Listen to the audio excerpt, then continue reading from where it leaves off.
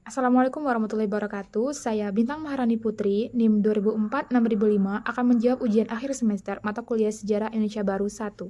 Oke, baik. Untuk nomor 1, yaitu berabad lamanya hubungan perdagangan Nusantara dengan India, Cina, Arab mampu bertahan dalam hubungan baik yang membawa kemajuan peradaban di Nusantara. Akan tetapi kenapa masuknya bangsa Barat memporak-porandakan Nusantara sehingga seolah Nusantara memasuki era kegelapan? Masuknya bangsa Barat memporak-porandakan Nusantara. Memang faktanya begitu. Awalnya hubungan perdagangan dengan India, Cina, Arab itu masih damai, tapi dengan masuknya bangsa Barat, terutama ini semakin nampak kata memporak-porandakan itu dengan kedatangan Cornelis de Houtman atau orang Belanda yang datang ke Nusantara. Di mana kita katakan kalau misalkan seolah Nusantara itu memasuki era kegelapan karena praktek dari imperialis sama kolonialis yang mereka lakukan itulah yang menjadikan Nusantara itu seolah menjadi abad kegelapan, tapi sebenarnya tidak terlalu dalam abad kegelapan karena masih ada satu cahaya yaitu Islam yang mampu membuat Nusantara bertahan dan mempertahankan kedaulatan tersebut. Lanjut, seperti seolah memporak-porandakan itu, kita ambil saja contoh dari Cornelis de Houtman yang pertama kali datang ke Nusantara itu membawa awak kapal yang berlatar belakang kriminalitas dan orang-orang buangan dari Eropa. Pantas saja mereka waktu datang ke Nusantara itu memperburuk kedamaian yang sudah terjadi. Jadi mereka itu menghancurkan dengan siasat adu domba, politik divide et impera, siasat-siasat licik yang mereka lakukan, yang membenturkan satu kalangan dengan kalangan lain dalam hal ingin mencapai tujuan, yaitu terutama mencapai monopoli rempah-rempah. Oke, untuk soal nomor 2, yaitu dari penjajahan yang dilakukan oleh Belanda atau VOC terhadap wilayah dan kerajaan di Nusantara, analisis apa saja strategi yang dilakukan oleh VOC untuk menanamkan kekuasaannya. Masing-masing analisis dilengkapi dengan contoh peristiwa. Oke, yang paling mendasar sebenarnya dari strategi kebijakan yang dilakukan VOC untuk menanamkan kekuasaan di Nusantara itu adalah Haotroy. Haotroy ini merupakan dibuat dalam rangka untuk menyokong tujuan yang dibuat oleh VOC, baik dalam hal aspek militer, sosial, dan ekonomi, dalam sebuah dominasi kebijakan dalam suatu negara yang tepatnya Indonesia. Yang mana Haotroy ini nanti menjadi sebuah badan pemerintahan tertinggi, yang mana Haotroy ini kayak memberi batas gerak terhadap pemerintah Indonesia, karena Haotroy itu mempunyai kebijakan dalam hal kewarganegaraan terutamanya, yang mana di sini timbul juga istilah yang sangat mendasari dari kebijakan-kebijakan yang dilakukan oleh VOC dalam menanamkan kekuasaan, yaitu adanya negara di dalam negara. Haotroy melalui Haotroy, VOC itu ibarat negara dalam negara. Dan di antara isi dari Haotroy itu sebenarnya sangat memprihatinkan bagi kita sendiri pada waktu itu, yaitu di antaranya adalah hak untuk memonopoli perdagangan, membuat angkatan perang, dan untuk hak untuk berperang, hak untuk mengangkat pegawai, hak untuk memerintah di negeri jajahan. Dan inilah landasan yang semakin membatasi gerak pemerintahan Indonesia dalam suatu tujuan untuk mempertahankan kedaulatan dan meraih kemerdekaan. Oke, yang pertama itu strategi yang dilakukan oleh VOC yaitu adanya intervensi. Intervensi atau keterlibatan dalam proses pergantian kekuasaan ini sangat secara terang-terangan dilakukan oleh VOC. Contoh peristiwa bisa kita lihat dalam kerajaan Mataram atau dengan Sultan Ageng Tirtayasa dengan anaknya Sultan Haji, yang mana misal Sultan Haji itu mendapatkan dukungan dari VOC untuk merealisasikan tujuannya mendapatkan tampuk kekuasaan, atau Amangkurat I, Amangkurat II, Pakubuwono, yang mana dibalik usaha mereka untuk menentang gerakan oposisi, itu ada VOC di belakangnya. VOC secara terang-terangan membantu mendukung dalam hal bantuan kekuatan senjata, yang mana di sini juga VOC menerapkan selain keterlibatan dalam internal kerajaan, VOC juga menerapkan adanya divide et impera atau politik adu domba untuk merealisasikan tujuan dari VOC itu sendiri untuk menanamkan kekuasaannya di Nusantara. Contoh saja kita ambil dari kerajaan Mataram Islam ini, yang mana dengan adanya keterlibatan VOC, adanya perjanjian Giyanti dan Salatiga yang secara resmi menghentikan atau menghancurkan Kesultanan Mataram.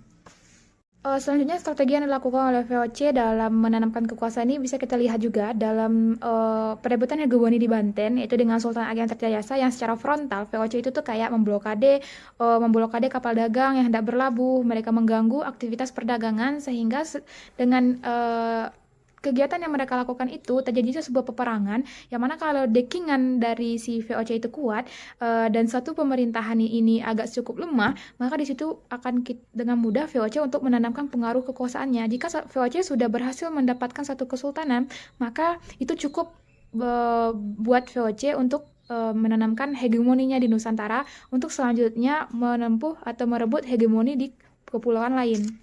Ke soal nomor 3, yaitu Kesultanan Aceh Darussalam merupakan satu-satunya kerajaan yang tidak terpengaruh oleh hegemoni VOC. Bahkan Kesultanan Aceh selalu menang melawan VOC.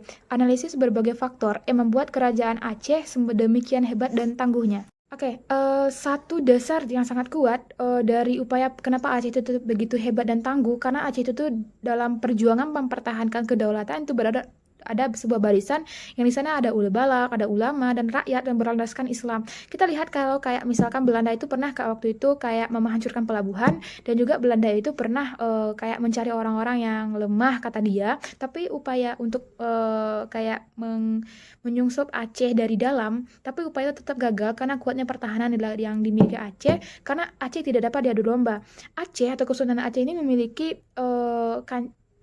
kayak eksistensi yang cukup pamor di dunia internasional, dan terutama menjadi pusat perdagangan di Asia Tenggara, pusat Islam di Asia Tenggara, yang mana pada saat itu kayak penghayatan terhadap ajaran Islam dalam waktu jangka panjang itu tuh melahirkan budaya Aceh yang tercermin dalam adat. Nah, jadi di sini dapat kita simpulkan bahwa upaya-upaya kayak kenapa Aceh bisa begitu tangguh, karena Aceh itu tuh berpegang pada dua hal, yaitu berpegang pada Islam sebagai satu cahaya agama, dan juga dua, Aceh itu berpegang pada ajaran adat.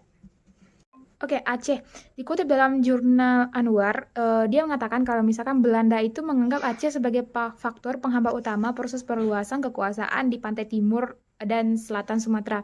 Upaya perebutan atau hegemoni yang dilakukan Belanda terhadap Aceh itu tuh selalu menemui kegagalan karena kerasnya perjuangan oleh Aceh, dan juga disebabkan oleh Belanda itu kurang mendapatkan informasi mengenai Aceh, bagaimana pertahanan, kekuasaan, dan pemerintahan di Aceh, sehingga membuat si Belanda itu kewalahan, kesulitan, dan khawatir terhadap kerasnya perjuangan dari Aceh. Sampai nantinya itu kita lihat dalam 16 tahun perjuangan perang yang dilakukan oleh Aceh dalam mempertahankan kedaulatan dan Belanda untuk merebut Aceh, itu tidak menemukan titik temu karena kerasnya jihad fisabilillah yang dilakukan oleh Aceh.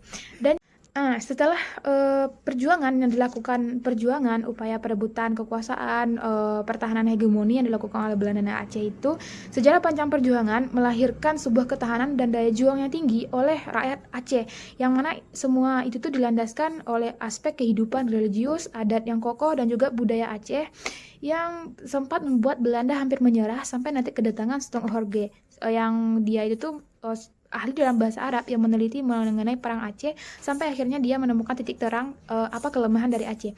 Maka dari itu, saya simpulkan bahwasanya faktor yang membuat kerajaan Aceh sedemikian tangguh dan hebat karena syariat Islam yang tetap dipegang kuat oleh orang-orang Aceh menjadi kunci utama dalam keberhasilan melawan Belanda. Oke, untuk soal nomor 4, belajar sejarah untuk memperoleh makna. Apa makna dan nilai yang bisa saudara ambil dari kejayaan peradaban Islam di Nusantara hingga keruntuhannya? Dengan adanya kejayaan peradaban Islam di Nusantara, itu memberikan makna atau nilai kepada kita bagaimana Islam itu hadir sebagai cahaya. Bagaimana maksud cahaya itu? Bagaimana Islam membawa Nusantara dari zaman yang tidak beradab menjadi zaman yang lebih beradab, sesuai dengan kata-kata yang dilakukan, kata-kata yang dilontarkan oleh M. Charikles, Nur Wahid, yang kayak Nusantara, Islam hadir di Nusantara itu kan bawa Nusantara ke zaman lebih beradab, berilmu dalam semua aspek kehidupan, membawa Nusantara ke zaman lebih modern. Dengan adanya kejayaan Islam itu kayak Islam itu hadir memang benar mengatur semua sistem tatanan kehidupan masyarakat Islam. Tidak berlebihan memang saya katakan demikian, karena dengan adanya peradaban Islam pada saat itu sebelum kedatangan bangsa Barat, memang benar-benar mengubah pola kehidupan masyarakat menjadi lebih selanjutnya makna dan nilai yang bisa saya ambil dari kejayaan peradaban Islam, yaitu dari bagaimana upaya mempertahankan kedaulatan, upaya mempertahankan agama melalui jihad fisabilillah yang dilakukan oleh kesultanan-kesultanan Islam. Ternyata jihad fisabilillah itu tidak hanya bisa kita lihat di luar sana, maksudnya di era-era Arab yang dilakukan oleh para sahabat, para syuhada itu, tapi di negara kita sendiri pun upaya jihad fisabilillah juga telah dilakukan oleh para kesultanan, dan juga melalui Islam, peradaban Islam itu mengantarkan Nusantara ke kemerdekaan. Tidak berlebihan saya katakan hal ini berdasarkan narasi kajian yang dilakukan oleh Ustadz Ahmad Salim Fillah. Beliau mengatakan bahwa kayak pembukaan undang-undang sebelum direvisi yang atas berkat rahmat Allah itu kan, yang pasal 1 itu, atas berkat rahmat Tuhan Yang Maha Esa, atas berkat rahmat Allah, itu tuh merupakan suatu pengakuan yang melandasi perjuangan Islam, melandasi peran Islam dalam proses upaya untuk hadirnya Islam, bagaimana Islam membuat suatu Nusantara menjadi kehidupan yang lebih beradab, juga membawa Nusantara agar tidak menjadi seperti orang-orang di Amerika, Australia, suku-suku aborigin, suku yang di sana itu, dengan adanya kedatangan bangsa Barat, dan juga bagaimana Islam membawa Nusantara untuk memperoleh kemerdekaan itu merupakan suatu kayak powerful dari Islam yang sebenarnya. Baik, makna atau nilai yang bisa diambil dari kejayaan peradaban Islam itu kayak banyak gimana ya? Eh, Islam itu kayak saripati dari inti perjuangan yang telah dilakukan yang sampai menuju kemerdekaan. Jadi Islam itu memang benar-benar sebagai rahmat. Kayak nilai yang kita ambil itu, Islam itu memang membawa sebagai cahaya yang mengantarkan Indonesia menuju ke kemerdekaan terutama. Dan Islam itu mengajarkan pada kita nilai-nilai dalam mengatur kehidupan, bahkan sekecil apapun itu diatur oleh Islam. Dan melalui Islam, kesultanan yang ada di Islam itu mengajarkan kita bagaimana dengan teguh pendiriannya kita dalam memakai ajaran Islam bisa membuat kita bertahan dalam suatu kegelapan gitu. Kayak ibaratnya kan datang-datangnya bangsa Barat itu merupakan suatu kegelapan yang ada di Indonesia gitu. Makanya Islam itu hadir sebagai rahmat, sebagai cahaya, membuat suatu negara menuju ke arah yang lebih baik melalui Islam itu sendiri. Baik, sekian jawaban ujian akhir semester mata kuliah Sejarah Indonesia Baru oleh saya Bintang Maharani Putri, NIM 2004-6005. Wassalamualaikum warahmatullahi wabarakatuh.